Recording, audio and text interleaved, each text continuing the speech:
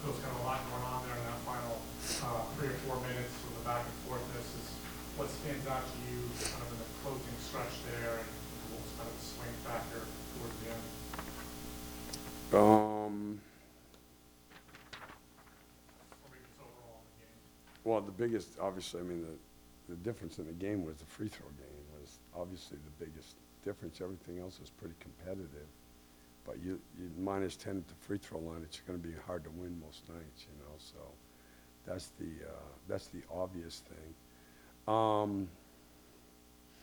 You know, listen, our guys have been good in close games. They were good again tonight. You know, for me, I think we got down 3, and I just told the guys this.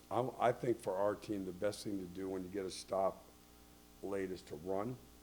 You know, by the numbers, it's the best thing to do. People don't realize that, like, the last 2 minutes of the game when you call timeout and you advance the ball, like, by numbers, it's always been like this. You don't score a lot.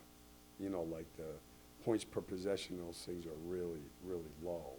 So it's better, and you see more and more teams doing it to run, you know. But I could have called timeout right away because we had 2. And so my thing is look and see if we have an advantage, you know. So we lost like 4.5 seconds there because by the time we did get it over in the scoring area, they were back. So I called timeout then. So that's the one thing that, you know, I could have called timeout right away. We would have had 4.5 more seconds, which could have been significant, you know. Coach, you guys were able to claw back at the end. Is there any part of you that thinks about getting off to a maybe faster start so you don't have to try and... Yeah, well, tonight it was the turnovers, right? I mean, like, we had good energy right from the start. And we actually, you know, we did a good job, but I think we had 4 turnovers in maybe like the first 3.5, 4 minutes of the game, which hurt our offense a lot. As the game went on, we were better and better. We had a bunch of guys that played well. That was a, you know, that was a good NBA game right there. I mean, that was well played by both teams. There was a lot of good, I thought, a lot of good play on both ends of the floor. Steve, you guys only have 2 true centers on the roster. You talked about it before, but when you have to go to either Mark or just Nick that are available that night, how much does that change your game plan, your philosophy for what you guys are trying to do? Yeah, no, it makes it more difficult. But I mean, again, they played without Adebayo tonight too. You know, we played with a bunch of guys, and so did they. And there's just going to be games in this league where, you know, like you're going to have to do that. You know, tonight we were actually really good when we downsized. You know, the PJ Miles combination was really good. So that, you know, and the love factor's hard, you know, because, you know, he can play the 5 because he's strong, physical, smart, but he really plays like a 4-man. And we struggled, obviously, when we were bigger, which, you know, he's clever. You know, he finds open spots, and he hurt us at the end of the first half. You know, I mean, again, this is without watching, but it was 4 with, like, I want to say 3:15 left. This has happened to us like 3 times, but we had PJ with 2, Miles with 2, and Brandon with 2. And right now with the guys out, one of the things you don't want to do, you never want one of your better scorers to have 3 fouls in the first half, but right now it's even more critical because we don't have as much scoring off the bench, you know, so I didn't want those guys to get their 3rd, and so we finished without any of them. You know, we ended up going down 9, you know, and Love hit 2. He had a trailer 3 because we didn't run back, and then, you know, he had another 3 on a mistake. Brandon Miller got his 3rd foul early in the second half. Yeah. And he kept him out there for no possessions. The next possession, he draws a charge. Yeah. Just talk about the trust you have in him to say, hey, I'll leave you out there a little bit, and him rewarding that trust and being able to make. Yeah, no question. I mean, and he played well down the stretch too. I mean, he, you know, he made big shots. His defense was good.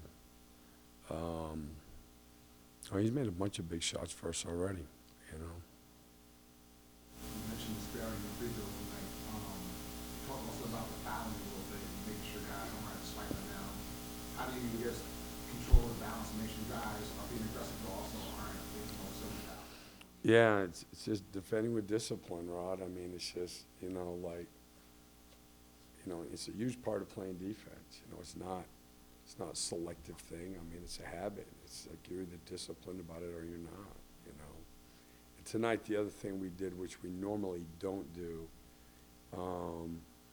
is, you know, we were flying by shooters, which led to a bunch of, you know, like when we were in, you know, now, the way the league is, for both teams, you end up in cover a lot, like where somebody's going to get beat because there's so much space out there.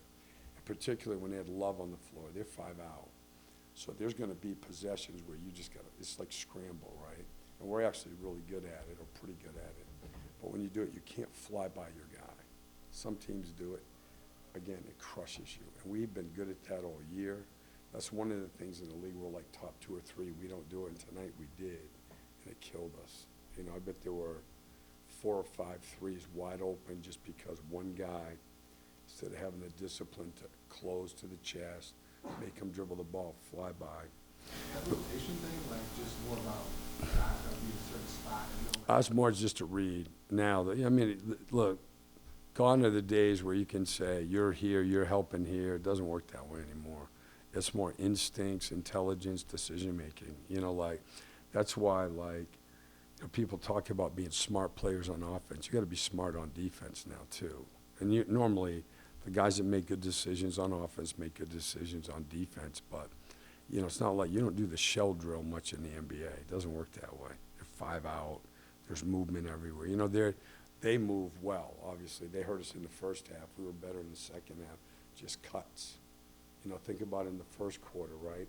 I think they had 4 cuts to the basket wide open, you know. And as the game went on, we were better with that. You had mentioned, the full team, full of Terry Roziers. I mean, the heart that he played with tonight and keeping you guys. It's every night. I mean, listen, he wants to win. Again tonight, 39 minutes, you know, 13 assists, 34 points. I mean, big shot after big shot. And, hey, look, this number one thing you want in a coach is, you know, he's a dependable, reliable competitor. There's nothing you can do to coach that. You know, like, you want a hard-playing team, you got to have guys like him. That's it. That's the way it works. So he kept us in the game. He made a couple in the fourth, like, tough shots. But, you know, he's been doing that all year. He's been doing that his whole career.